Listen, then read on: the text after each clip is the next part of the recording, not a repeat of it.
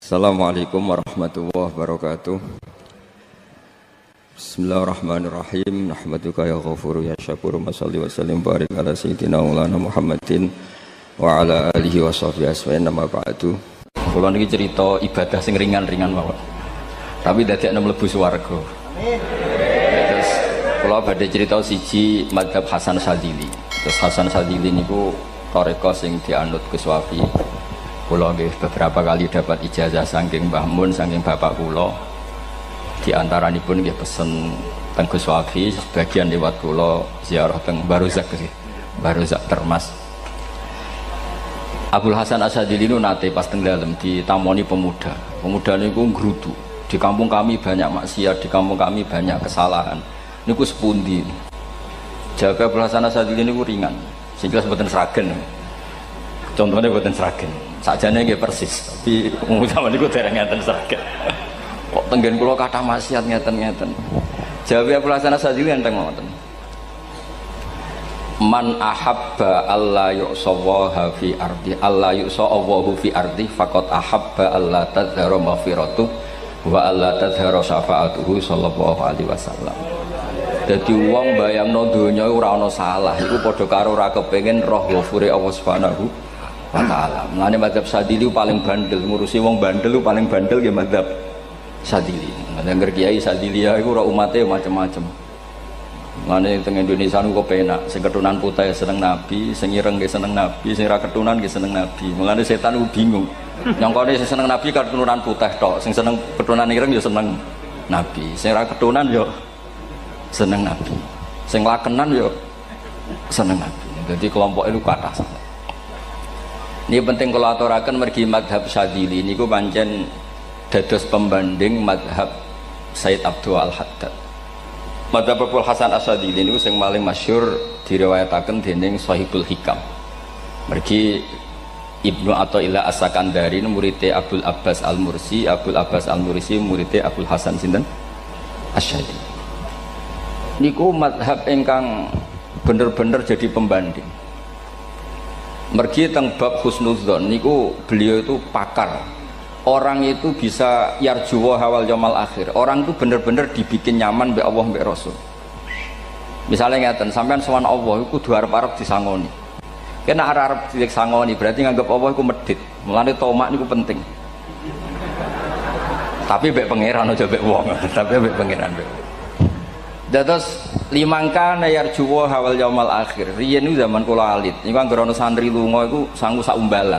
Mergo yakin kiai iku nyangoni. Lho diyakini nyangoni iku keren, berarti diyakini lomo. Lha kok yakin mlebu neraka, berarti nganggep Allah gak Rahman Rahim. Lan yakin mlebu napa? Swarga. Mok modal urun maulid sak dirham ora urun malah entuk.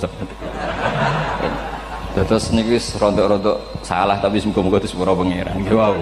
Nak sampean bener niku sifat ghafuri Allah nganggur, nggih. Kerhane efektif ana sing salah. Mulane wonten cerita wonten tiyang teng multazam donga ya Allah, kula paringi mboten nate salah. Niku jawabe pangeran fa'ina adhu ghufra. Wong ora tau salah sifat ghafur iku nganggur. Niki cerita sing sampean aja niru kula. Niki cerita ilmu. Niku mazhab Abdul Hasan apa? Asy-Sadzili. Benten madhabe Sayyid Abdul Al-Haddad itu jalure khauf. Jadi dosa gede apa cilik? Ora ana gede, ora ana cilik. Kowe aja delok sing mbok dosani, aja delok dosane tapi delok sing mbok dosani iku sapa. Misale Gus Wafi ngutus santri teng mriki, "Cung, tukokno rokok." Rokok itu barang makruh misal. Mestinya kan santri oleh bantah, niki kiai ku piye to barang makruh kok kon nuku. Tapi masalahnya kan arah dituruti ya gelo tenan. Jadi ojo delok kongkonane penting ra penting, tapi mukhalafah iku sababul fir. Misalnya kados kula niki teng mrikan wonten botol minuman. Cung pindah rene itu kan barang sepele. Terus sampean takok urgensinya apa ya harus dipindah. Iku santri mangkelno to. Ya dipindah wae pokoke penting nu. Menurut itu cara pandang Sayyid Abdul Al-Haddad. Ki aja geman bantah pangeran senajan to perintahe sepele. Piye-piye mukhalafah ngono iku jenenge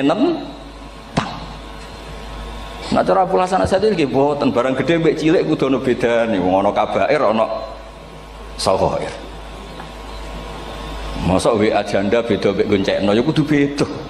Wong WA tok kok padha mbek napa? goncekno iku kudu beda, kudu ana sawair, kudu ana napa? Kabair. Tapi cara Sayyid Abdul Haddad mboten delok sing mbok maksiati ku sapa. Sehingga khazanah kita niki penuh dengan ilmu. Mulane wonten bab ijtihad. Ijtihad niku ruangannya luas sekali. Ya kula bolak-balik nyontokno. Kula sakniki kan jare wong akeh kiai gedhe. Jare wong akeh kula niku kiai gedhe. Nek diundang manakipan tangga yo bingung. Ora teko sawane kiai gedhe sombong, diundang wong cilik ora teko. Teko iku mahjubno kiai sing ora tau pahayu. Kuwi bingung. Nyatane kula ora teko nggih do matur nuwun Gus. Athok kula mboten lakon. Nah kula teko kan mesti ordere teng kula mboten. Cara sing tok pitik gedhe nggih kula, salam templek gedhe nggih kula. Berhubung kula ora teko ngresgeni tiyang kathah. Saiki misal wonten takok, kiai gedhe diundang musala cilik iku kesunatan teko apa makruh teko? Cara ijtihad, cara sampean makruh teko napa kesunat? Kula misale diundang ning Sragen ning musala Penceng. Kula niku sunat teko napa haram teko? Haram ya bener lagi haram ya. Setuju haram. Mergo mahjubno ya haram setuju niku. Itu ijtihad. Ijtihad itu ranahnya itu karena nggak bisa ditebak. Ijtihad itu nggak bisa ditebak. Kalau ada cerita kata tentang ijtihad, niki betapa umat Rasulullah umat sing bejo, pilihan-pilihan ijtihadnya dibenarkan. Masyhur tenggene cerita Bani Quraidah. Nabi ngendikan, engkau kowe aja geman salat asar kecuali sampai neng kampung Bani Quraidah. Ternyata kurang 2 kilo atau 3 kilo matahari itu mau terbenam. Sebagian sahabat salat sebelum sampai Bani Quraidah karena takut sampai Bani Quraidah sudah qadha napa? Asar. Sebagian tetap sholat di Bani Quraidah meskipun sudah kodok asar. Ketika lapor Nabi semuanya dibenarkan. Semenjak itu ada pintu sing darani pintu napa ijtihad. Mengenai kalau bolak-balik cerita, wonten kiai nak tangkok, cung kowe ngaji mek sapa? Ngaji kalian tiang niki. Kiaimu tahu nangis mboten? Lereni ngaji mek kiai ra iso nangis, berarti atine atos. Nak Abdul Hasan Asadili takok cung kowe ngaji mek kiai sapa? Kiai fulan. Tahu guyu mboten nate, lereni. Kiai ra iso syukur mbok jani. Kiai ra iso syukur kok mbok jani. Karena itu masalah ijtihad. Nggih masalah napa? Ijtihad. Ijtihad itu polanya enggak jelas. Wonten kiai ora gelem mulang wedok nggih kathah, alasane wedi fitnah. Wong pancen iman pas-pasan mawon nek wong ayu ya bingung. Tapi nak diwalik, nak kira gelem wong mulang wong wedok, terus yang mulang wong fasik, atau aliran sesat, itu ya repot. Kowe ngerasa paling gak sesat. Ya sudah seperti itu masalah-masalah apa? Ijtihad. Nah, kalau tak cerita saat ini balik cerita tentang Burda. Burda itu nak ngelem Kanjeng Nabi. Niku pancen diilmoni tenan. Kalau niku Burda berjanji tiba, niku setengah hafal, pancen riyen mbah kula buyut-buyut kula niku pesene ken apal tiba, apal berjanji, apal Burda. Nggih mboten ngengken ngapal loh, tapi karena sering baca akhirnya hafal. Kalau beri beberapa contoh, ngelem niku nak mboten diilmoni itu kualitasnya tidak bagus, tapi kalau diilmoni itu kualitasnya bagus. Kalau beri contoh begini. Saya itu kalau pidato atau khutbah atau ngaji, apalah terserah istilah jenengan atau ceramah. Biasanya kalau seneng istilah ngaji, niku mesti ndak ikuti sing gampang mawon wa ala alihi wa sahbi ajmain. Ajmain itu kalimatun fariqah bainana wa bainasyiah. Fa innana nukrimu jami'as sahabah. Ajmain itu kalimatun fariqah, kalimat pembeda. Kita ahli sunnah wal jamaah akramu jami'as sahabah. Ada kelompok sing akramu sahabian wa ahanu sahabian akhir. Sehingga ajmain itu harus kita baca. Itu karena itu kalimatun fariqah, kalimat pembeda. Kata-katanya hanya ajmain. Begitu juga berjanji. Berjanji itu nak ngelem Nabi niku wa ba'du fa'aqul wa Muhammad bin Abdullah bin Abdul Muttalib wasmu Syaibatul Hamdi Humitat Hisaluhu Saniyah. Karena ketika Rasulullah memaklumatkan jadi Nabi itu problemnya itu nasabnya siapa? Orang-orang yang di Palestina, di Israel, di Yordan, di Syam kalau dulu. Itu alamatnya Nabi itu harus turunan Ibrahim. Ibrahim sementara orang Syam menurut pengetahuan orang-orang Yahudi Syam. Maka saya berjanji menunjukkan dulu kalau nasabnya Muhammad itu ini. Terus sampai warafuhu ilal khalili Ibrahim, terus ila dzabih Ismailan isbatu wa muntama. Terus setelah itu terus beliau ngendikan wa adnanu bila raibin inda dzabil ulumin sabiyah ila dzabihi ismail nisbatu wa mun tam. Terus ketika berjanji di Karang itu sudah ada faham-faham yang seakan-akan babahnya Nabi itu ada masalah. Terus beliau ngendikan ini Syaibatul Hamdi, Sayyid Abdul Muthalib itu orang yang ketika buka Ka'bah, buka Zamzam, saurip-uripnya muji pangeran. Terus banyak lagi wasumi'a fi sulbihin Nabi sallallahu alaihi wasallam dzakarallaha ta'ala walab. Mbah yang ini bahkan dengar ketika Nabi masih di punggungnya membaca tasbih. Terus sampai fa'azim bihi min ikdin ta'allaqat kawakibud duriyah wa kaifala wa sayyidul akramu sallallahu alaihi wasallam wasitatuhumun. Nabi itu orang suci, makanya harus lewat rahim yang suci, harus lewat bapak yang suci, mbah yang suci, sampai ila khalilir rahman Ibrahim alaihis salam. Makanya terus dinagumkan nasabun tahsibul ula bikhulau, terus tarokus sifaha falam yusibhum aruhu min adami wa ila abihi wa ummihi. Karena kabeh sonal ismihi, semuanya itu untuk menjaga asmane Nabi Muhammad sallallahu alaihi wasallam. Kemudian Burda membentuk itu dalam bentuk nazuman. Misalnya beliau ngendikan Rasulullah itu mutiara. Jadi ketika dakwah berpola ya baik, ketika tidak berpola juga baik. Beliau cara muji Nabi faddurru yasdatu husnan wa huwa muntazimun. Namanya mutiara ketika diuntai pasti sangat indah. Tapi terus-terusannya itu wale sayang kusu qadran ghairu muntazimi. Tapi namanya mutiara, mbok berserakan pun tetap indah. Jadi unik. Berarti ketika beliau muji Nabi dakwah tertib pernah. Sholat tuh harus begini, harus begini, harus begini. Beliau sholatnya tumakninah tertib. Tapi Nabi pernah sholat gak tertib. Duhur tuh 2 rakaat. Mana anak kiai rodok lalinan itu ya anak sana tuh. Duhur itu 2 rakaat. Tapi barokahnya Nabi duhur 2 rakaat diketahui cara sholat kalau salah itu gimana. Umpama Nabi sholatnya bener terus, itu akan kesulitan kita solusinya ketika ngalamin apa? Kesalahan. Makanya Nabi ngendikan ma kuntu ansa walakin unas sali as-sunnah. Itu mestine ra tau lali, tapi didesain lali biar bisa jadi sunnah. Wonten tiyang salate sawi maca surat Baqarah. Wonten tiyang badhe njupuk wedhuse lah cara Indonesia. Bareng kesuwen piyambake mufaraqah.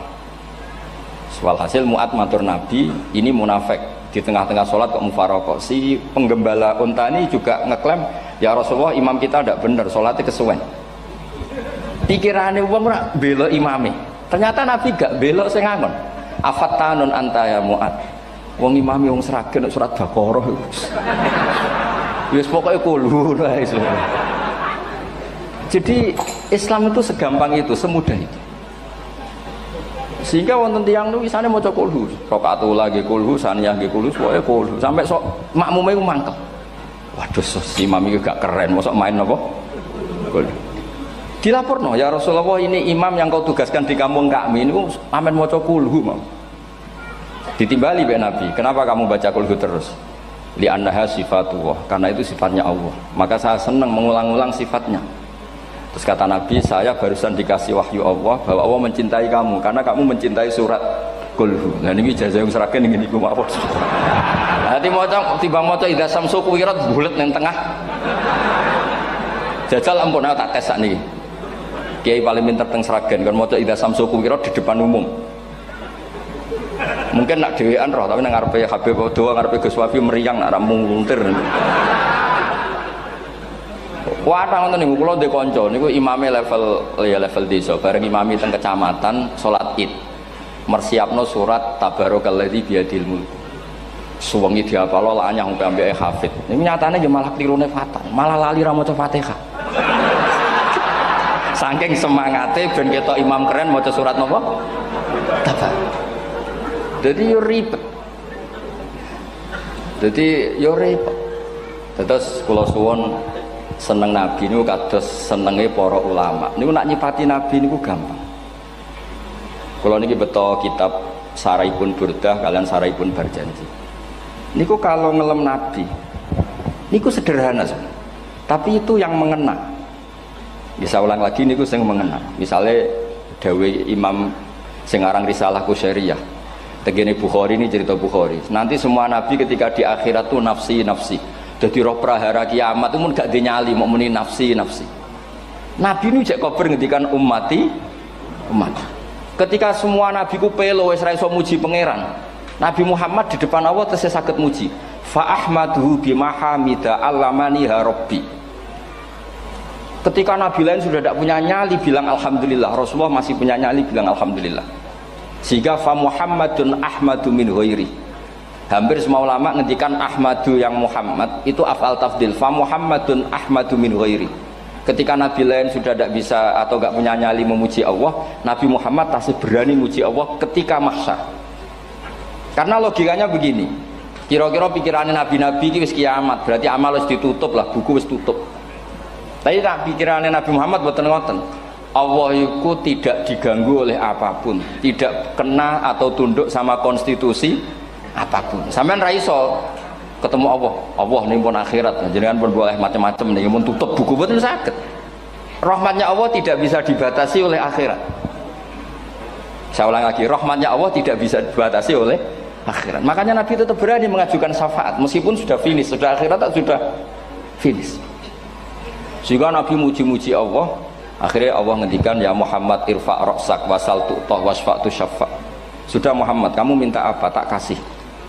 Saatnya beliau minta hak nopo syafaat, disebut maqamam mahmud. Dan ini kula waos kitab kersane orisinil niki betapa sayangi Rasulullah sallallahu alaihi wasallam teng kita. Ketika nabi lain tidak punya nyali kecuali mikir dirinya sendiri, jadi ku punya ngendikan nafsi-nafsi, Nabi Muhammad masih gak ada nyali ngendikan apa ummati. Itu bukti bahwa nabi itu enggak pernah enggak mikir umatnya. Wala sawfa yu'tika rabbuka apa? Fatartu. Ini Nabi jawab, fawwah la ardo wa wahidun ummati finnar. Kalau engkau memberi saya sampai saya puas, maka saya tidak puas dan satu dari umatku masih menjadi ahli neraka. Ini kalau waos nak sampean orang nangis kebablas. Ini cerita betapa Rasulullah Shallallahu Alaihi Wasallam. Niki jarang tiang maos niki kalau waos kersane tambah mahabbat dengan Rasulullah Shallallahu Alaihi Wasallam. Dados niki kalau cerita ketika Rasulullah ketemu pangeran teng Sidratil Muntaha, niku diredaksekno burdah, nggih diredaksekno burdah, fakhusta kulla fakharin ghaira mustarakin. Engkau mendapat kehormatan yang tidak tersaingi. Fakhusta kulla fakharin ghaira mustarakin. Jadi engkau mendapat kehormatan yang tidak akan tersaingi. Wajusta kulla maqamin ghaira mustahami. Atau wakhusta kulla maqamin ghaira mustahami. Dan engkau mendapat satu derajat yang enggak mungkin tersaingi. Mustaham itu enggak tersaingi lah. Walhasil ternyata derajat itu apa? Gini ku ketika Rasulullah ketemu Allah Ta'ala teng Sidratil Muntaha, niku Sayyidah Aisyah radhiyallahu anha tangklet, ya Rasulullah, mal ladzi auha ilaika rabbuk idz qala fa auha ila abdihi ma auha. Qala ya Aisyah aturidina anta alami ma la ya'lamuhu Jibril wala Mikail wala nabiyyun mursalun wala malakun muqarrabun. Nggih, Aisyah, bagaimana mungkin kamu tanya sesuatu yang bahkan Jibril itu tidak tahu, Mikail itu tidak tahu, dan semua malaikat yang dekat maupun nabi yang jadi rasul semuanya tidak tahu hubungan saya, kedekatan saya dengan Allah membicarakan apa. Niku sing dimaksud burdah kaima tafuza bi waslin ayya mustatarin, wonten sing maca ayyi mustatarin anil uyuni wasirrin ayya muktatamin. Jadi nabi ketika ketemu Allah di Sidratil Muntaha itu ada misteri yang hanya nabi yang tahu. Nabi niki ibu-ibu harus bangga, Sayyidah Aisyah jenenge bojo wani tangklet. Ambek nabi itu sing ngeles. Itu rahasia yang Jibril saja tidak tahu, Mikail saja tidak tahu, masa kamu tanya? Niki khase wong putri ini. Ya Aisyah, as'aluka bi Abi Bakrin ila ma a'lam tani. Gimana cara Jawa tak kadak nomor tuamu nak gak gelem cerita. Terus kunane kuno niku nggih wong wedok niku saged ngancam niku. Dadi kamane wis ngancam. Aku lapor bapakku, aku digo mulih sampean rati bojo kabare. Ya rada ribet jenengan ngadepi wong wedok niku rada ribet. Terus faqala, akhirnya Nabi cerita, tapi ya tentu tidak semuanya diceritakan. Inni lama kuntu qaba qausaini qultu Allahumma innaka adzabta al umam ba'duhum bil hijar wa ba'duhum bil masih. Oh ya, ini halaman 63 62 teng kitab Khasyatul Bajuri alal Burdah. Ya, kitab Hasyatul Bajuri alal Burdah. Ya Allah, Engkau menyiksa umat-umat sebelum umat saya, sebagian bil hijarah wa ba'dum bil mashi wa ba'dum bil khosfi. Fama anta fa'ilun bi ummati. Lalu yang akan kau lakukan untuk umatku itu apa? Reputasi jenengan sama orang-orang yang durhaka itu selalu menyiksa. Ada yang pakai batu, yang dilikuifaksi, ada yang pakai ini. Mosok umatnya kekasih jenengan podo ngoten. Berarti Nabi ku pun nego lah. Nego supaya gak sama. Faqala unzilu alaihimur rahmah min ananis sama wa ubaddilu sayiatihim hasanat. Ndak, saya ndak seperti itu dengan umatmu. Waman sa'alani a'taituhu waman tawakkala saterusé. Terus wa fid dunya asturu alal usad wa fil akhirah usyaffi'u kafihim. Orang-orang yang masih maksiat di dunia tak kasih hak tobat, dan nanti di akhirat tak kasih hak syafaat. Engkau tak kasih hak syafaat. Mulane ini penting di ngertosi bilih ukuran Nabi baik itu gampang nak sampean ngaji ngangge ilmu. Syafaati li ahlil kabair min ummati. Sok syafaatku kanggo wong sing salah akeh. Wong Nabi ku ora melok dosa kok mikir nyafaati. Nek rapi-apike wong ora mungkin. Wong sing dosa iku sampean, sing salah sampean, sing mikir solusine Kanjeng. Nah, lho wong kok apikane ngono iku gak mungkin ta wong. Wong sing salah ku sampean, sing diutang yang sampean, sing kasus ku sampean, sing mikir Kanjeng. Nah, itu cara ulama ngelem Kanjeng Nabi. Mulane khodam tuhu bimatihin astaqilu bihi dzunuba umrim madha fi syi'ri wal khodami. Dadi aku ngelem Nabi iku sebagai bentuk ngelem sing dadekno dosaku ben disepuro pangeran. Misalnya kita suka alpat, muji alpat, suka innova, muji innova, suka kebun, muji kebun. Sing ribet tuh nak suka hewan, seneng kucing nggak ngelem kucing. Lu bareng ngelem Kanjeng Nabi kok ora iso.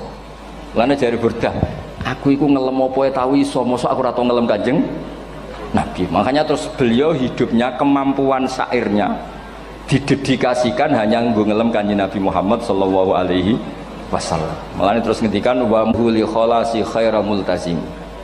Saya dedikasikan kecerdasan saya untuk ngelem Kanjeng dan Nabi, dan itu solusi terbaik. Lalu nak ngelem Kanjeng Nabi kadang kebablasan, sampai dikritik banyak ulama karena kebablasan. Gini masyhur beliau ngendikan wala yadi ka rasulullah jahu kabi idzal karimu tajalla bismi muntaqimi.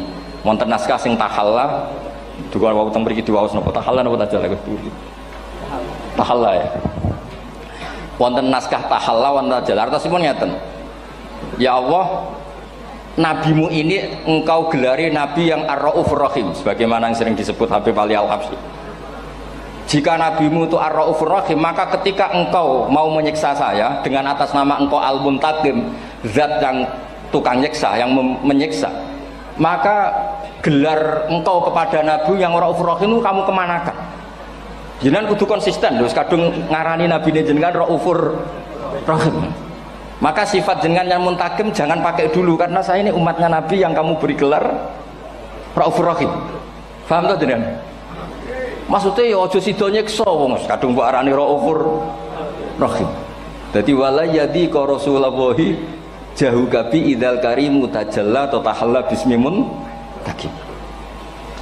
Terus sing aran Burdah jenenge Muhammad. Allah kadung janji wong sing jenenge Muhammad ora bakal disiksa. Sebetulnya maknanya ya Muhammad Sayyidul Anbiya nih. Tapi ketika ono panggilan Muhammad ke depan, Muhammad gak boleh disiksa. Jeneng kula nggih Muhammad. Terus Burdah nu saking yakine ngendikan fa innali zimmatan minhu bi tasmiyati Muhammadan wa huwa afal khalqi biz zimman. Gusti jenengan kudu eling nami kula niku Muhammad. Wong sing jenenge Muhammad itu ora oleh disiksa. Padahal maksudnya ora oleh disiksa kan Kanjeng Nabi Muhammad, tapi piyambake namine Muhammad. Terus ngendikan malih in ati dzamban fama ahdi bimuntaqidi minan nabi wala habli bimun sorim. Gusti kula pun iman mbek jenengan. Iman itu nilainya tertinggi. Jenenge iman nilai tertinggi, maka iman nggak bisa dibatalkan hanya karena saya salah. Jadi pangeran kok diruwayu dipeksa kudu ngakoni nek dene umat Rasulullah sallallahu alaihi wasallam, dan in ati lamun nekane ingsun dzamban ing dosa fama ahdi bimuntaqidin, maka perjanjian saya dengan engkau tidak boleh dibatalkan. Itu termasuk hebatnya umat Rasulullah sallallahu alaihi wasallam, apapun salahnya niku tetap diakoni umat Rasulullah sallallahu alaihi wasallam. Mergo termasuk kelebihan Nabi itu gak ada hak napa? Syafaat. Nggih eling-elinge termasuk kelebihan Nabi uga ada hak napa syafaat. Meskipun kita tetap khawatir jenenge dosa nggih istighfar, tapi aja dadi putus asa mergo napa in anti dzamban fama ahdi bimuntaqidi minan nabiyyi wala habli bimun sorim. Terus niku cerita-cerita madhe ulama teng Rasulullah sallallahu alaihi wasallam. Mereka milih kata-kata sing wong apik eling terus. Nggih eling terus. Wau kados wau fadurru yasdatu husnan wa muntazimu wa laysa yang kusu qadron ghairu mun. Jadi dulu tuh pernah ada faham-faham sing cara zahiri hadis iku abai nabi itu seperti ini cara zahiri hadis. Tapi ahli sunnah wal jamaah terus dipendapat bapake nabi iku min ahlil jannah. Mergo apa? Wa kaifala wa sayyidul akramu sallallahu alaihi wasallam wasitatul muntaqah. Nabi itu orang suci, pasti lewat rahim-rahim yang suci. Minal aslabi thahira ilal arhamiz zakiyatil fakhirah. Itu logika yang dibangun sehingga terus mantep baru kayak wau mau sedibak mau berjanji kiakan wong Islam an nabi min abihi wa ila jaddi sampai Adam niku kabeh tarokus sifaha falam yusibhum aruhu min adami wa ila abihi wa ummi. Begitu juga masalah iman. Soal misalnya ada pertanyaan ilmiah, lalu Ibrahim gimana? Karena nanya Azar itu kafir. Zaman ada Nur Rasulullah sallallahu alaihi wasallam Azar belum kafir. Setelah intikal ke Ibrahim baru Azar kafir. Atau ada yang menjawab istilah abun di situ itu majaz. Sebetulnya Azar bukan bapak kandung tapi apa? Paman. Selalu ada jawaban ilmiah dari ulama-ulama ahli sunnah wal jamaah. Tapi kalau pesen teng jenengan sementing niku mau dibak berjanji napa burdan itu ada 1-2 bait yang jenengan tahu maknanya sehingga nanti kualitas mahabbah kita, kualitas kecintaan kita pada Rasulullah sallallahu alaihi wasallam niku tambah. Misalnya ngeten, kula kan nekuni tafsir ya. Ada ayat rubama yawaddul ladzina kafaru law kanu muslimin. Niku hampir semua fasir konsensus sepakat jeng ben nek wong Islam mlebu neraka. Niku sampean kudu ndonga, nek mlebu neraka muga-muga jejer wong kafir sing kecangkeman. Niku dinyek. Jarene iman nekani mau oleh jutene neraka padha wae aku. Apa meneh misalnya sampean hafal Quran jejer wong sing hafal jare kapit kok ora mlebu napa neraka. Kudu ana sing ngenyek. Mergo Allah nu tersinggung sak usah ana wong sing napa ngenyek. Akhirnya Allah tersinggung. Niku sing diceritakno tiba. Wa izzati wa jalali la ja'altu man akhlasa li bisyahadati kaman kadzdzaba bi. Adkhiluhumul jannata bi rahmati. Ora iso wong dekne tauhid apapun salahe wong dekne ndek tauhid ora ngarah dadi ahli neraka selawase kaya wong kafir. La ja'altu ora bakal gawe sapa ingsun man akhlasa li bisyahadah orang yang tauhidnya benar kamang kadzdzaba bi sebagaimana orang yang tidak bertauhid sama saya. Adkhiluhumul jannata bi rahmati. Padahal Allah dilapuri malaikat, malaikatnya kira diprovokatif. Malaikatnya lapure wajadnahum asrafu ala anfusihim wajadna amalahum minadzunubi ka'amsalil jibal. Jare pangeran wis timbang seputi Gusti, wanane salah tok. Reputasine salah tok. Ghairu annahum yasyaduna alla ilaha illallah wa anna muhammadar.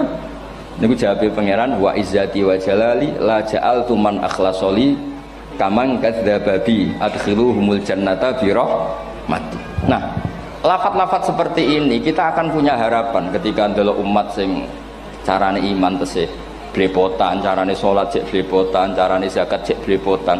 Kita selalu punya harapan barokahnya iman, barokahnya mahabbah ning Rasulullah sallallahu alaihi wasallam, mereka tambah hari tambah baik. Jangan beragama yang tidak punya harapan, karena agama ini bagi yang punya harapan. Dimangka yarjuwa wal yaumal akhir, bukan yang tidak punya harapan. Kanjeng Nabi sekaruan Nabi orang terbaik dilarani wong Taif, disiksa wong Mekah. Niku malaikat usul kula siksane ya Rasulullah karena mereka menghina kekasih Allah. Mereka ada iman. Nabi masih punya harapan. Mungkin mereka ada iman. Tapi asallah ayyukhrija bal arju ayyukhrijawah min aslabihim may ya'budu wa la yusyriku bihi syai'an. Anak bapak orang iman, aku cek di harapan anak putune iman. Dan sedekah Rasulullah sallallahu alaihi wasallam. Saniki kata bapak era poso, anaknya melok TPQ, bareng poso juk gendong, akhirnya bapak izin melok poso. Bapaknya maca Quran ra tau. Bapaknya nekani wisuda anake hafid. Mulane bapaknya ora kena dibentuk, ya arep-arep napa? Anake.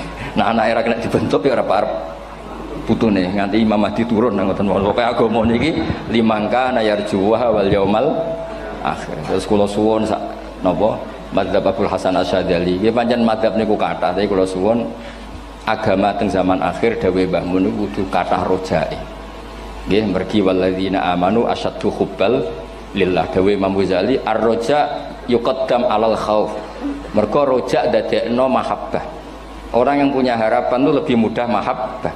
Dan hubungan kita dengan Allah itu hubungan mahabbah. Ini ku walladzina amanu asyaddu hubbal lillah. Saman roh anake nawakal kok hubungane putus asa, mesti maksudno. Tapi nek hubungane iso wae saiki nakal so ben gak. Iso wae saiki goblok so ben gak. Senajan to so ben ra terbukti lah, penting hidup itu ada harapan. Guys, penting hidup itu napa? Ada harapan. Kata ulama ngendikan afdhalul ibadah intizarul farad. Apa-apa ibadah selalu punya napa? Harapan. Terus Indonesia yang seperti ini kita berharap akan lebih baik, akan lebih baik.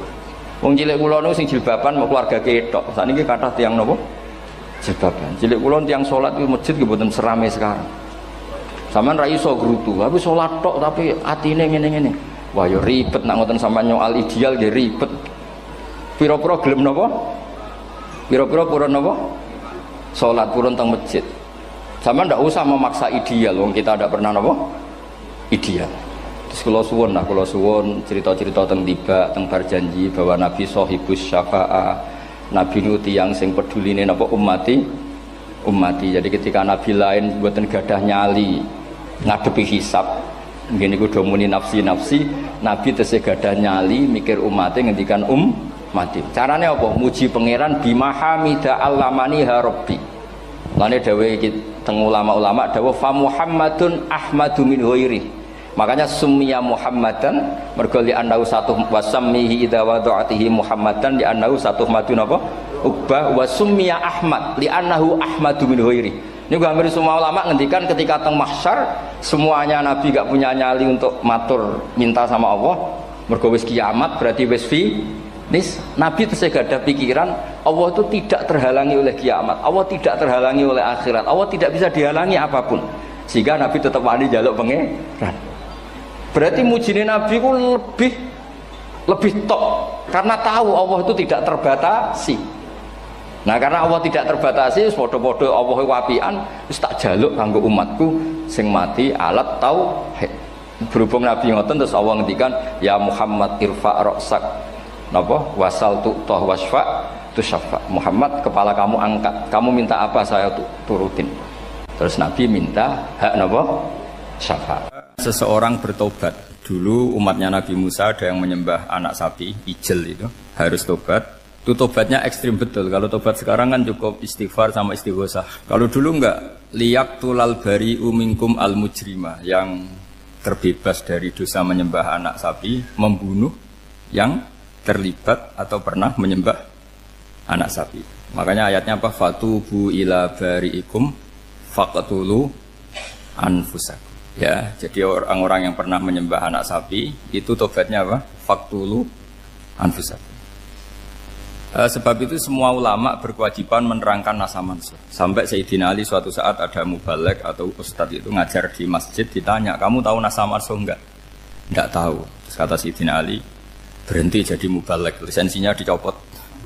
Dicopot, kemudian halakta wa ahlakta, kamu rusak juga merusak. Kenapa demikian? Logikanya begini, semua nabi itu kan panutan. Saya ulang lagi ya, semua nabi itu panutan. Tapi kalau kamu tidak tahu nasaman, so jangan-jangan kamu ikut nabi sebelum kamu, yang nasahnya itu syariatnya sudah apa? Mansukhoh, sudah di nasah. Itu kayak kasus Sunda Wiwitan itu.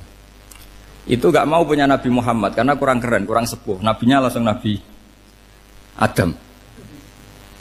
Resikonya adalah beberapa aliran sesat itu, aliran yang kurang benar itu, zaman Nabi Adam kawinan otomatis sama saudaranya.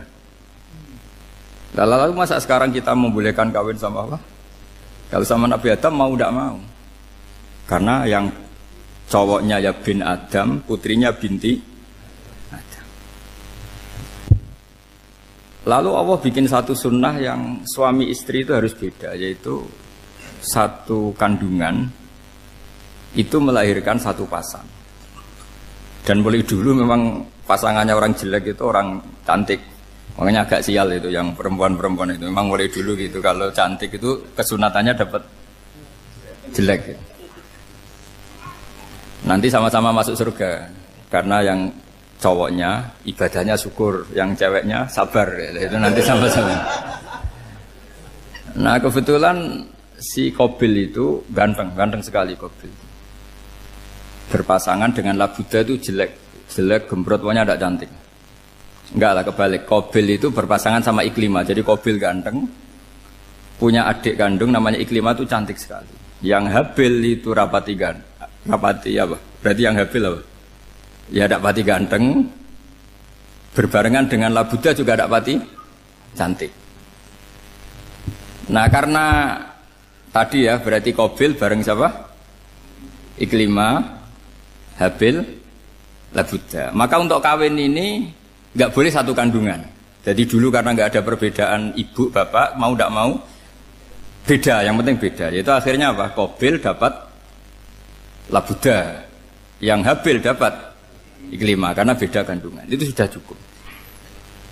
Nah, akhirnya kan nggak terima si Qabil. Masa orang ganteng dapat orang jelek. Jadi mulai dulu itu maunya orang ganteng ya dapat orang cantik, nggak terima. Tapi Allah ngatur seperti itu. Akhirnya terjadi percekcokan. Nah, dulu itu semuanya itu religius, sehingga ukuran percekcokannya masih religi, yaitu ya gini saja, kita ngadakan kurban, yang diterima itu ya menang. Ya ternyata dalam kompetisi itu yang menang siapa? Habil. Akhirnya Habil jadi menikahi siapa? Iklim. Kalau sekarang kompetisinya kan siapa paling kaya ya menang, lebih gampang. Nah kemudian bayangkan misalnya, ya saya ini menerangkan asa mansuh. Kita semua sering ngomong, sering berkoar-koar, sering menyarankan atau mewajibkan para nabi itu panutan dalam semua perilakunya. Ternyata ada beberapa perilaku yang sudah dinasah atau dihapus ketentuannya oleh syariatnya Rasulullah Shallallahu Alaihi Wasallam. Maka mengenali asa mansuh itu keharusan dalam ulumul Quran, ya. Makanya Allah mengatakan apa? Manansah min ayatin aw nunsiha pasti na'ti bi khairim minha aw misli. Jadi saya nerangkan nasah mansuh itu dua sesi. Satu sesi antar nabi, dua di internal syariatnya apa? Nah, sekali saja hari ini tok, sudah setelah itu anggap pinter sudah. Kalau sudah jangan tanya lagi. Nah, ada beberapa lagi syariat yang masalah metode. Dulu Nabi Nuh itu dibolehkan oleh Allah saking mangkelnya sama orang kafir. Saya ulang lagi, orang kafir itu kan biadab sekali, nempat buminya Allah, makan rezekinya Allah, kemudian mengkafirkan Allah. Pikirannya Nabi Nuh, orang biadab gini nggak layak hidup, itu pikirannya Nabi Nuh. Kalau dia pakai militer, tidak punya militer, ya pakai langit akhirnya. Pakai kekuatan langit, beliau berdoa, Rabbi la tazar alal ardi minal kafirina dayyar. Innaka intazarhum yudillu ibadaka wa la yalidu illa fajirong kafar. Ya Allah, mereka ini orang-orang kafir, padahal pakai bumi engkau, pakai rezeki engkau, matikan semua saja. Jangan sisakan satu pun. Karena kalau masih sisa, nanti anak turunnya ya gitu. Gennya gendo ya pasti melahirkan gendo. Gen wala yalidu illa fajirong kafar. Kalau kamu sisakan pasti melahirkan generasi gendo lagi, kafir lagi. Dituruti sama Allah. Kecuali orang 80 yang ikut Nabi Nuh. Nah, orang 80 yang ikut Nabi Nuh ini selamat karena iman. Maka generasi yang sekarang ini termasuk saya semua ini semuanya turunan orang iman. Maka kita ini punya dua status. Satu, Allah kadang manggil kita ya Bani Adam, karena faktanya kita turunan Nabi apa? Adam. Panggilan kedua adalah Zurriyataman Hamalna Ma'anu. Orang-orang sekarang itu pasti turunan orang yang ikut perahunya Nabi Nuh. Jadi nasab kita ini sudah steril. Sudah tidak ada nasab lewat kafir, karena yang kafir sudah habis. Semua orang sekarang itu turunan Nabi Nuh, yaitu disebut apa? Zurriyataman Hamalna Ma'anu. Itu sekitar orang 80. Nah, oleh Allah Subhanahu wa taala syariat seperti ini pernah dituruti, yaitu akhirnya mereka mati semua kecuali orang 80 yang mukmin. Tapi uniknya Allah apa? Era Rasulullah Shallallahu Alaihi Wasallam, Nabi kita Nabi Muhammad itu diutus rahmatan lil alamin. Ketika Nabi didustakan, diusir, disakiti, malaikat gunung, beberapa malaikat sing ahli adab spesial eksekutor lah kira-kira gitu. Muhammad Kamu bilang saja ke saya, kalau kamu ingin orang-orang Mekah Abu Jahal CS, saya hancurkan. Tapi apa kata Nabi? Saya berharap kalau mereka belum iman, anak cucunya iman. Karena bagaimanapun sperma ya atau calon bayi atau calon keturunan itu kan ada fi aslabir rijal atau fi zuhurir rijal. Jadi kalau dalam ilmu agama itu gen manusia itu disimpan di zuhurir rijal di punggung lelaki. Nanti dipindah ke arhamin nisa.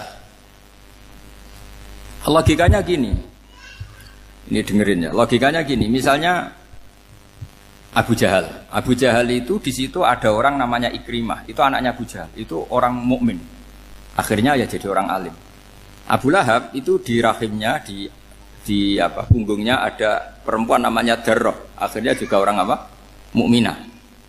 Saya berikan contoh. Khalid bin Walid itu anaknya Walid. Walid itu musuh besarnya Rasulullah. Tapi di punggungnya ada orang bernama Khalid. Ini dengerin. Nah di punggung ini kira-kira Allah sudah tahu apa belum? Jawabannya sudah tahu. Artinya kalau ini mati atau kamu bunuh, kamu sebenarnya nggak bunuh orang kafir saja, bunuh calon orang mukmin yang sekarang masih bersemayam di punggungnya orang-orang kafir. Jadi bisa saja orang yang sedang kafir itu ada sekian calon generasi yang suatu saat mukmin. Itu syariat yang diajarkan ke Rasulullah Shallallahu Alaihi Wasallam. Karena kasofnya Nabi, kasof itu satu kondisi di mana seorang Nabi itu dipertontonkan sesuatu yang nggak kelihatan. Itu dalam bahasa Arab kasof atau mukasyafah. Nabi dipertontonkan ternyata banyak orang kafir yang di punggungnya itu ada calon generasi mukmin atau muslim. Akhirnya Nabi nggak berani. Jangan bunuh. Mungkin bapaknya ada iman tapi anaknya iman. Betul, Abu Jahal punya anak Ikrimah, Abu Lahab punya anak Darroh, Walid punya anak siapa? Khalid. Itu mirip seperti kita. Bapak era sholat, anak ETPK sholat. Akhirnya bapaknya katut sholat. Banyak nggak di Indonesia? Bapaknya tidak bisa baca Quran, anaknya hafid. Nah, itu kalau bapaknya kamu habis, tidak ada yang meselin. Makanya biarkan hidup saja. Nah, artinya gini, andai kan tidak ada ulama yang menerangkan nasa mansuh, dikira syariat Nabi Nuh itu abadan mu'abbadat, selamanya lama. Jika main teror sama orang kafir sah berdasar Nabi Nuh. Padahal kita sudah ganti Nabi. Yaitu syariatnya Rasulullah Shallallahu Alaihi Wasallam masyhur itu ketika Nabi ngendikan, saya tidak minta mereka dihukum, tapi ya Allah saya minta Allah mahdi qaumi fa innahum layak lamun. Mereka kafir itu karena tidak tahu. Sehingga ada periode. Loh kalau perang itu beda. Perang itu konteksnya duel. Itu tidak harus sama Abu Jahal, Abu Lahab. Ada penjahat mau bunuh kamu wajib perang enggak? Wajib. Penjahatnya meskipun muslim apa harus kafir? Meskipun muslim. Maka kata ulama fikih sebetulnya perang duel itu bukan syariat muslim sama kafir tok. Masya muslim sama muslim, misalnya ada orang mau merkosa istri kamu, terus dia pamit gini, saya muslim loh, beri hak loh. Nggak bisa. Saya penjahat loh, muslim, jadi kamu nggak boleh merangin saya, ngelawan saya kan muslim. Nggak bisa, tetap harus dilawan. Makanya kata ulama-ulama fikih, pertarungan sama musuh itu tidak harus sama orang kafir. Orang muslim pun yang mengganggu kehormatan kita, misalnya mau merkosa istri Anda, itu harus dilawan. Makanya Nabi ngendikan mangkutila duna mali fahuwa syahid, mangkutila duna harimi fahuwa syahid. Orang yang mati karena membela kehormatan keluarganya atau hartanya, maka dia mati syahid. Dan penjahat yang mati ini muhaddarun damu, diabaikan sehingga enggak kena kisos, membunuhnya enggak kena. Misalnya ada penjahat mau bunuh kamu duel menang. Kamu enggak kena kisos karena ini muhaddarun damu, diabaikan kehormatannya. Padahal dia muslim, apa?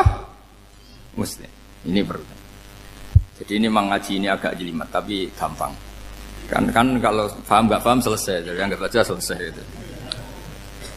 Sehingga kalau nggak ada nasaman, maka orang selalu berpikir, pokoknya yang penting ikut Nabi.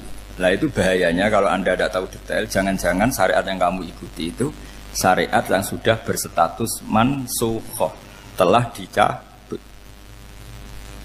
Dan itu banyak. Makanya kata Sayyidina Ali ketika ada orang ngajar gak tahu nasa mansuh, halakta wa ahlakta, kamu rusak dan merusak orang lain. Seperti tadi pernah ada kawin itu satu turunan, yaitu era Nabi Adam. Masa kita sekarang kawin sama satu turunan, kan gak mungkin. Ya kan, pernah ada membumi hanguskan orang kafir, yaitu syariatnya Nabi Nuh. Itu dihapus oleh syariatnya Nabi Ibrahim dulu.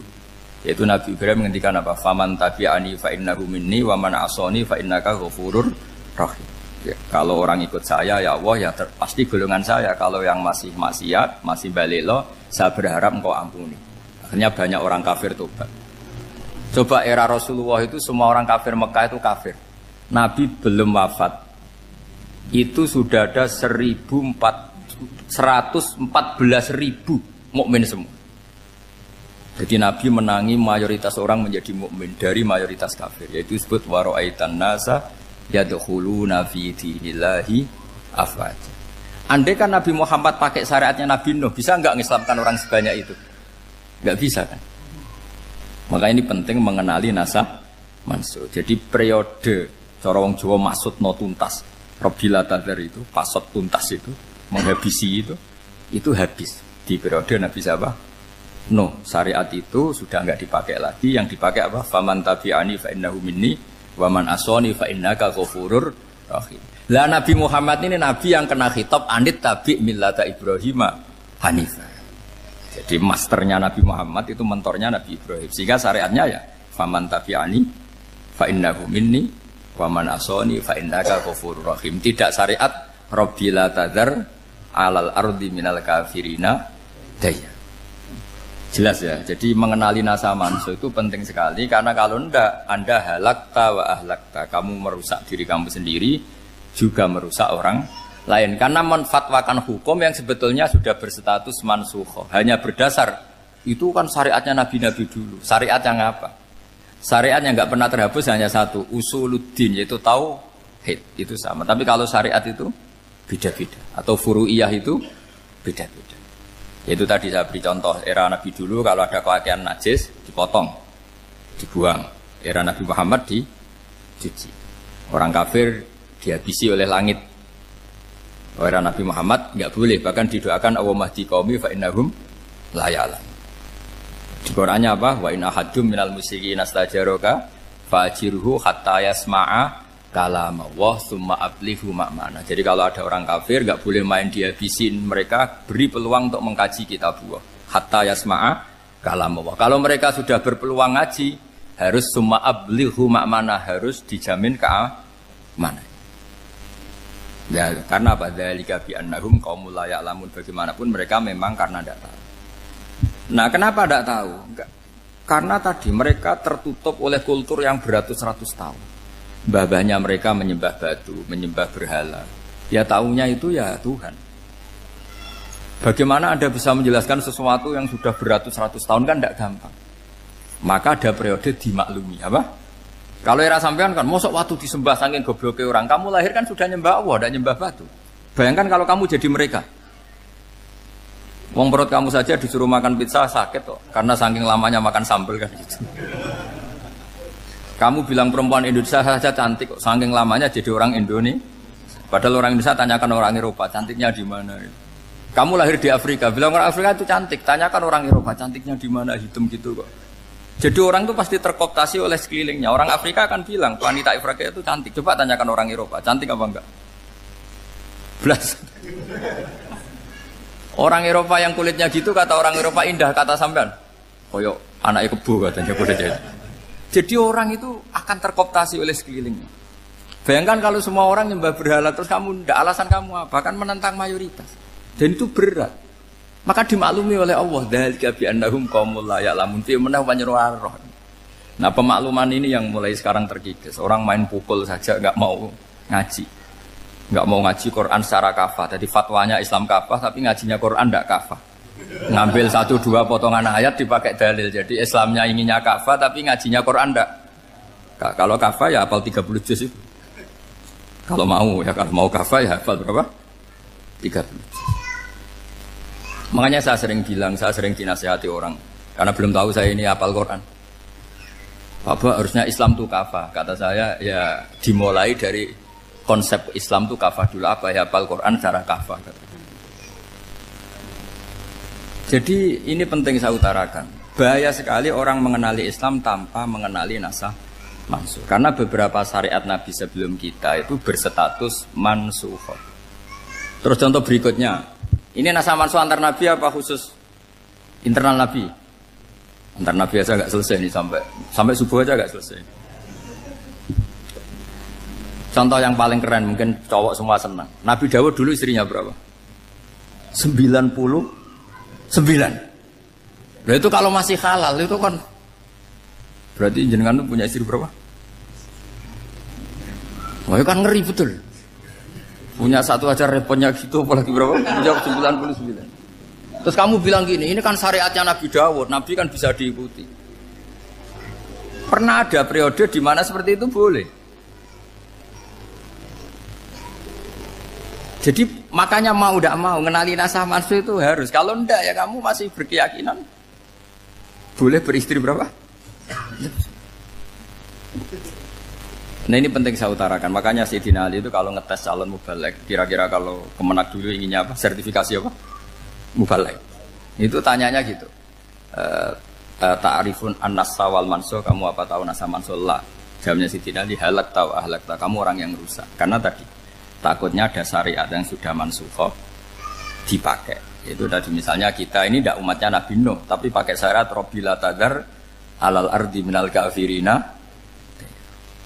Terus ketiga begini, misteri manusia itu. Dan ini kita tidak pernah tahu sampai kiamat, tapi ini ilmu harus kita diskusikan. Misalnya saya ini namanya Bahauddin. Saya sekarang hidup sampai 2019 sekarang. Kan hanya Allah yang tahu berapa turunan saya sampai kiamat dan statusnya kayak apa. Donald Trump juga gitu. Donald Trump itu sekarang kafir, tapi kita tidak pernah tahu nanti turunan keberapa ada yang Muslim. Lah turunan yang calon Muslim ini diletakkan di mana kita tidak tahu. Yang jelas kalau kamu bunuh itu katut itu. Artinya gini, logika membiarkan orang kafir itu ya ada logikanya. Nah, logika membunuh karena mereka mau membunuh kita ya ada logika fikihnya, karena kalau kita ada membunuh dibunuh. Makanya semuanya hukum ini terus bergantung al-hukmu yaduru ma'ilatihi wujudan wajib. Di sini terus dipertemukan. Makanya semua nabi itu kalau yang namanya membunuh pasti pas perang saja, karena ini kondisi yang memang pilihannya hanya dua, kalau nggak dibunuh ya membunuh. Ada duel lah itu.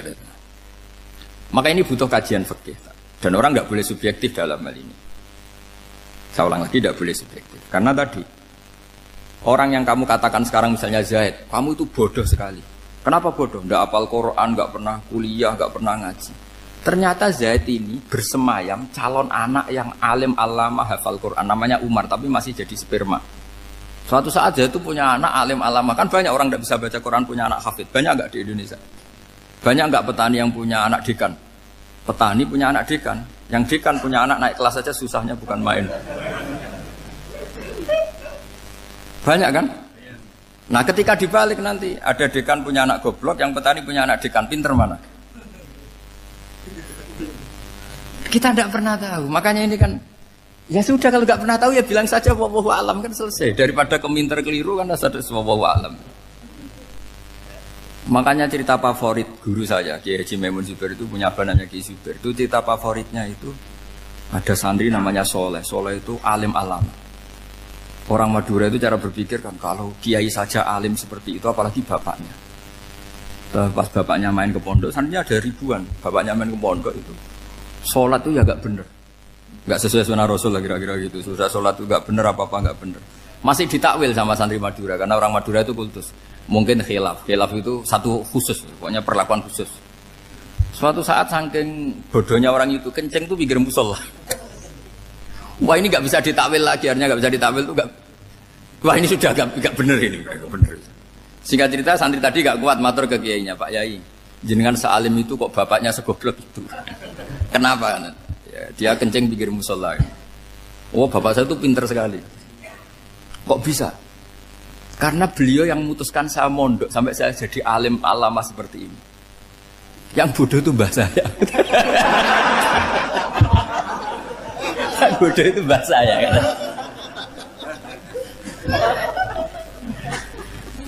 Artinya gini, sekarang misalnya Anda dekan, atau Anda rektor, atau Anda profesor, atau Anda kiai top mubalek kondang. Anda mau balik kondang terus punya anak, gobloknya bukan main. Atau apalagi anaknya ketangkep KPK. Yang satu anaknya orang bodoh jadi dekan. Kalau kompetisi ini pinter mana coba? Ada ahli metodologi tapi anaknya itu terlibat narkoba.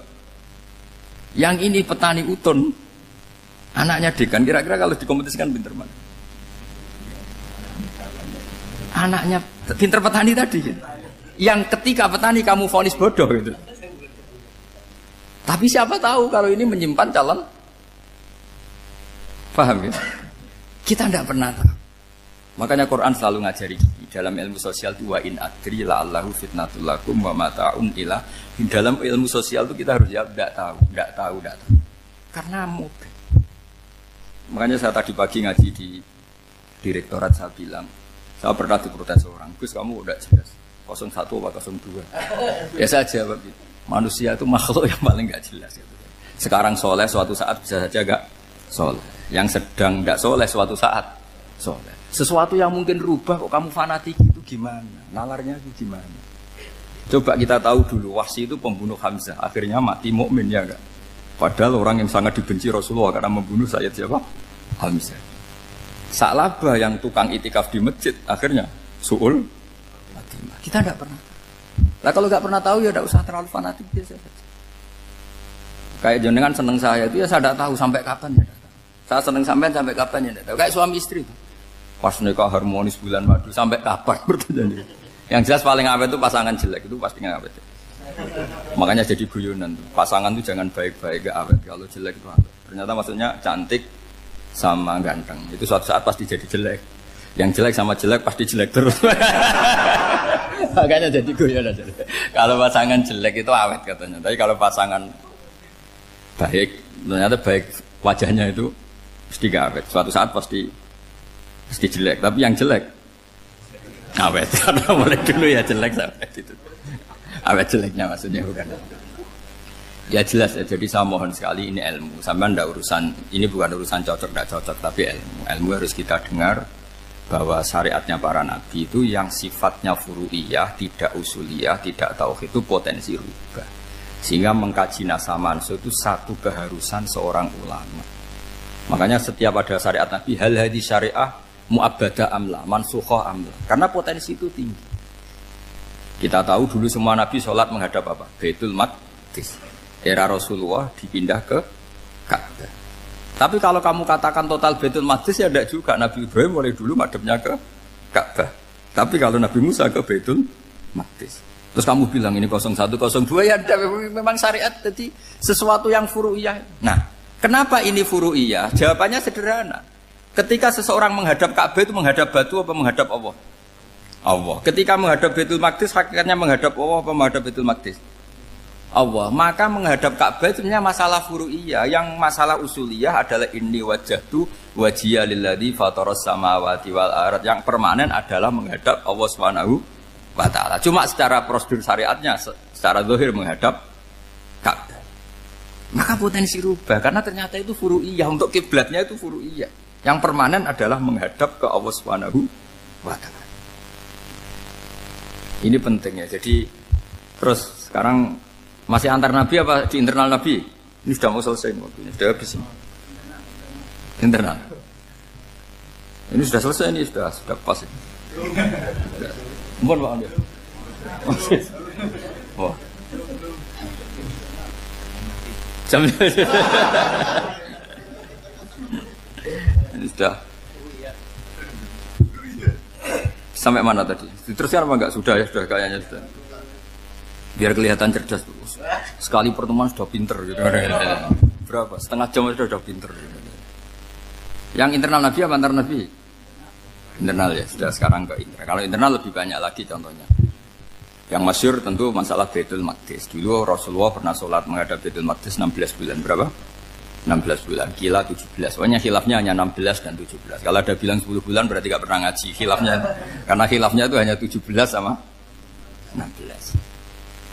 Akhirnya sama Allah diminta disuruh menghadap ke Ka'bah. Saya ulang lagi, itu tetap masalah antar nabi sebetulnya. Begini. Makom itu kalau dalam bahasa Arab bukan kuburan. Kalau di Indonesia kan makomnya Sunan Bonang itu kan kuburan. Kalau makom dalam bahasa Arab itu sesuatu yang pernah dipakai singgah, itu namanya apa? Makom. Lalu Rasulullah itu pertama di Medina itu madhep Baitul Maqdis itu 16 bulan. Orang Yahudi senangnya bukan main. Sampai mereka bilang gini, Muhammad tuh gaya-gaya nantok punya agama baru, tapi kiblatnya ikut kita. Baguslah anak itu katanya, masih tahu diri katanya. Bagus katanya itu masih tahu diri. Jadi senangnya bukan main orang Yahudi. Karena kiblatnya Muhammad sama dengan mereka. Ya tentu mereka jangkar Muhammad, bukan Sayyidina Muhammad atau Rasul Muhammad, karena mereka masih gak iman. Nabi itu ya agak tersiksa karena beliau secara gen turunan Nabi Ibrahim dan kiblatnya Ibrahim itu Ka'bah. Agak tersiksa tapi sami'na wa ata'na tetap madhab ke Baitul Maqdis berapa? 16 bulan. Suatu saat Nabi Muhammad itu disuruh madhab Ka'bah. Ini dengerin. Akhirnya madhab ke Ka'bah. Apa yang terjadi? Orang Yahudi komentar gini, Muhammad itu gimana? Dia di perantauan, rindu sama keluarganya. Terus rindunya itu diaplikasikan jadi perilaku agama. Jadi dia madhab Ka'bah dianggap kangen. Kayak saya kan orang Rembang. Rembang itu apanya Jogja? Timurnya apa-apanya? Enggak, Jakarta itu mana Jakarta itu? Barat sana ya. Ibaratnya saya orang Jakarta, terus merantau di Jogja. Dulu kiblatnya itu menghadap ke timur. Terus ketika madhab ke barat, kata sampean, wah itu padune kangen apa? Keluarga. Juga kurang ajar orang Yahudi. Jadi orang Yahudi itu memang paling pinter bully. Makanya kalau sampean tukang bully itu ya agak-agak, ya enggak. Saya tidak ngomong agak ya, pokoknya agak-agak. Ya. Pinter bully orang Yahudi. Makanya enggak ada orang debat sepinter orang Yahudi. Yang bisa ngalahkan hanya Tuhan itu. Orang Yahudi yang bisa ngalahkan hanya Tuhan. Sayyidina Ali orang paling terkenal cerdas. Itu kalau sama orang Yahudi itu pusing. Karena ya apa logikanya itu? Saya beri sekian contoh. Ada orang Yahudi tanya gini, Muhammad, kalau kambing mati itu yang bunuh siapa? Ya Allah, mati langsung itu. Agama kamu itu aneh, Mak. Yang langsung sentuhan Allah haram, tapi yang lewat tangan-tangan jahil manusia malah halal. Harusnya itu yang halal kan orisinil, langsung Allah yang bunuh. Jadi utaknya itu aneh, dari cara berpikir itu aneh. Nah cara sampean ini kan, nak halal pangan kue. Tapi Nabi kan nggak boleh bertutur kata kasar gitu. Kalau yang jadi Nabi saya untalan ngono kan gitu. Tapi Nabi kan nggak boleh kasar. Jadi Nabi itu problem karena nggak boleh apa? Kasar. Kalau kita kan gampang, wis nak halal untalan kan selesai, Pak. Tapi Nabi nggak boleh kasar gitu. Jadi nak jadi nggak Nabi, nggak sampean itu kan enak. Mau keliru ya pantas, mau apa saja pantas. Karena kan nggak panutan. Kalau Nabi nggak bisa meluruskan kebenaran itu harus tetap sesuai akhlak.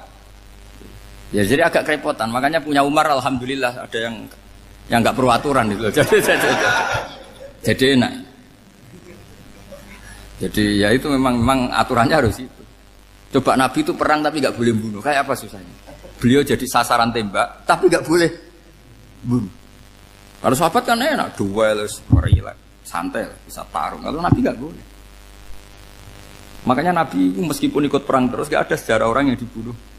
Ya, hanya satu peristiwa itu pun dibaca orang kafir, ditangkis Nabi, pedangnya kembali ke dia mati. Tapi gak ada yang Nabi. Karena Nabi kalau pembunuh nanti itu terus kayak pendekar kan susah juga punya Nabi kok. Habis perang saya Nabi tanya, Muhammad habis perang berapa? 1000. Ya repot juga punya Nabi mantan apa?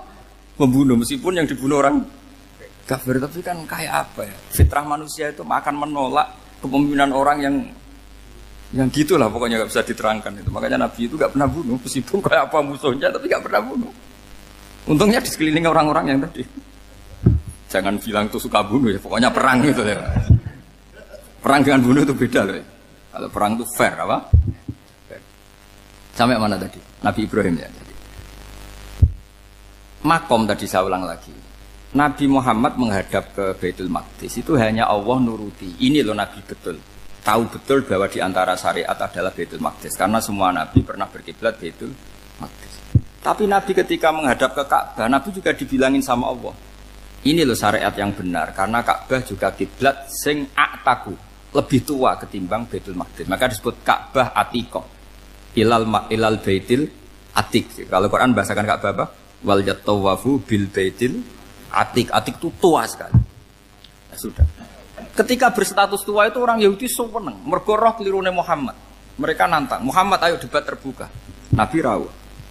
Bagaimana Anda bilang Ka'bah itu kiblat tertua?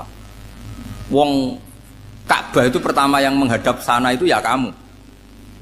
Semua Nabi menghadapnya ke Baitul Maqdis.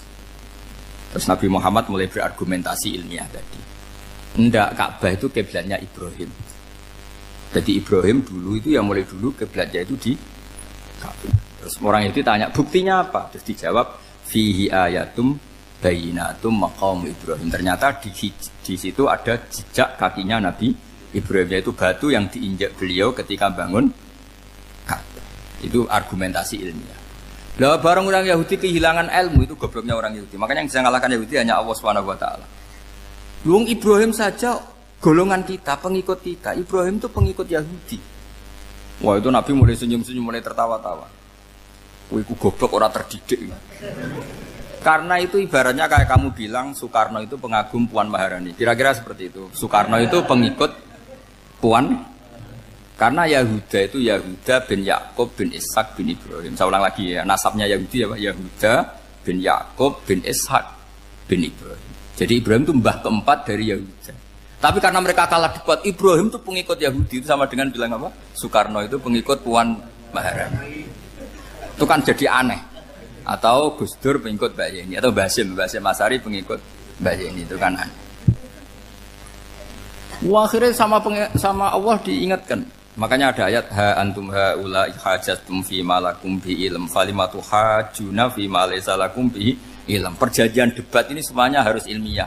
Tapi kenapa perdebatan Anda malah ndak ilmiah? Akhirnya orang Yahudi iftadohu, malu semua. Wah, semuanya Muhammad. Itu satu-satunya kekalahan orang Yahudi. Tapi ayat-ayat seperti ini itu enggak populer. Ayat ha antum haula hajjatum fi malakum bi ilm falimatu hajuna fi ma laysa lakum bi. Jadi Islam betapa hebatnya Islam. Kalau debat harus ilmiah. Dan Kanjeng Nabi menantang, ini perjanjian kita debat ini ilmiah. Kenapa sekarang jadi tidak ilmiah? Yaitu kamu mengatakan Ibrahim itu pengikut Yahudi. Padahal Ibrahim dengan Yahudi itu dulu Ibrahim. Bukan ya, mat kalah mat. Tapi tetap ra Islam. Tapi nah, makanya terus Ka'bah dibuktikan ketuaannya lewat apa? Fihi ayatum bayinatum maqamu Ibrahim. Itu bukan makam kuburan. Karena makamnya Nabi Ibrahim tetap di Hebron, temudi Palestina. Kira-kira itu Palestina. Jare Israel yo ning Israel, mbok menang di. Jare ning Israel yo ning Israel, jare Palestina ning. Saya pernah ziarah ke sana di Hebron. Di makamnya Nabi siapa? Ibrahim. Jadi jelas ya. Jadi nasa mansuh itu ketentuan yang dikehendaki Allah Subhanahu wa taala untuk menguji loyalitas manusia, menanggalkan semua akalnya. Makanya saya mohon sekali siapapun yang ngaji saya dimanapun, sekali-kali manusia itu harus menanggalkan akalnya. Sekali Anda pakai akal, maka Anda akan ingkar dengan nasa mansuh. Nasa mansuh itu hukum yang direvisi, yang dibatalkan. Makanya orang Yahudi lagi-lagi pinternya orang Yahudi. Merovokasi orang-orang yang Islamnya belum kuat, diprovokasi gini. Ungzuru ila Muhammadin tahayyara fi din yukhillu yawman wa yuharrimu ukhra. Lihat itu Muhammad, dia kebingungan cara beragama. Kadang bilang A, besok bilang B. Jadi nasa mansub dianggap satu bentuk kebingungan. Gak kurang ajar tapi.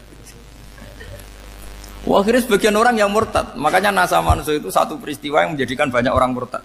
Karena diprovokasi orang Yahudi bahwa itu bentuk kebingungan Muhammad. Akhirnya terus saya qulu sufaha minan nasi ma wallahum angqiblati mulati kanu aliyah. Nah, kelirunya orang Yahudi adalah ternyata nasa mansuh yang dipilih Rasulullah itu semuanya ada di Taurat dan Injil. Termasuk di Taurat dan Injil disifati dan Nabi yusolli ilal qiblatin, bahwa Nabi ini akan bersolat dengan dua kiblat. Makanya tetap ditantang. Qul fa'tu bitaurati fatluha in kuntum shadiqin. Kalau kamu tidak percaya bahwa saya ini orisinil, ayo bareng-bareng mengkaji Taurat. Tapi mereka tidak siap mengkaji Taurat. Karena Taurat semuanya mendukung Rasulullah Muhammad SAW. Fatluha in kuntum shadiqin. Makanya ini penting sekali ngaji. Jadi perdebatan itu macam-macam. Dan itu pinternya orang Yahudi. Ungzuru ila Muhammadin tahayyara fi dini yukhillu yawman wa yuharrimu ukhra. Ini penting sekali. Makanya nasa mansuh itu uji loyalitas. Itu Imam Malik kalau mencontohkan ke Imam Syafi'i. Saya berisikan contoh fikih. Ini saya melanggar waktu ini. Ini sudah berapa? Saya yang tidak mengesahkan diri saya. Ya misalnya ini ya, ini kertas saya bawa ya, ini kertas saya bawa. Terus ini tak kasih uang misalnya, uang 100.000. Atau kalau contoh Imam Syafi'i dulu dididik Imam Malik begini. Ya Syafi'i, kalau kamu punya 2 budak, 2 pembantu, kalau dulu kan masih ada budak, 2 pembantu lah kira-kira. Seneng mana, yang cerdas sama yang goblok? Seneng yang cerdas. Kalau yang nurut sama yang bantahan, seneng yang nurut. Lah yang nurut itu yang goblok. Makanya tinggal dibalik saja. Kamu tak beda ya. Seneng mana punya istri yang cerdas apa yang goblok? Coba jawab.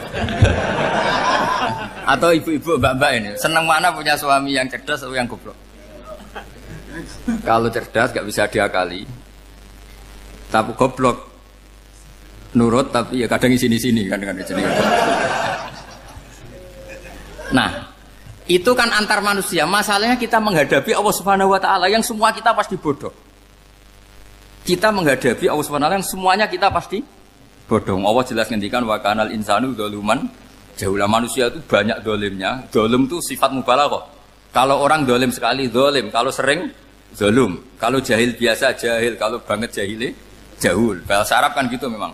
Ghafir, pengampun biasa. Kalau ghafur selalu mengampuni. Syakir, makanya sifatnya Allah Ta'ala ikut wazan fa'ul semua. Ghafur, syakur, atau diikutkan wazan fa'al. Kalau goblok biasa jahil, goblok banget jahal kan itu. Kafir biasa kafir, kalau kafir banget kafar. Ya, jadi wazan balagha itu bisa fa'al, bisa fa'ul ya. Kafirin, kafar atau kafur. Paham ya?